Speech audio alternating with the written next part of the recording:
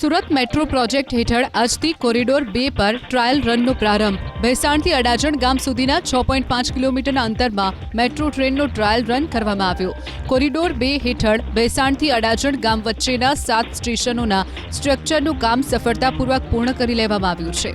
જ્યારે આજથી શરૂ થયેલા ટ્રાયલ રન દરમિયાન ટ્રેનને આશરે 500 કલાક સુધી ચલાવવામાં આવશે. આ પ્રક્રિયામાં જીસીઈ અને જીએમઆરસી ટ્રેનની સ્પીડ, બ્રેકિંગ સિસ્ટમ અને ટેકનિકલ પાસાઓની ઝીણવટભરી તપાસ કરશે. ટ્રાયલ રન પૂર્ણ થયા બાદ આરડીએસઓ ટેકનિકલ તપાસ કરશે.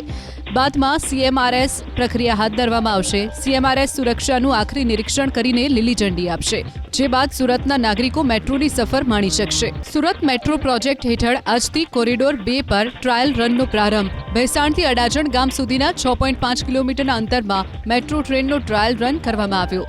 કોરિડોર 2 હેઠળ ભેસાણથી અડાજણ ગામ વચ્ચેના 7 સ્ટેશનોના સ્ટ્રક્ચરનું કામ સફળતાપૂર્વક પૂર્ણ કરી લેવામાં આવ્યું છે.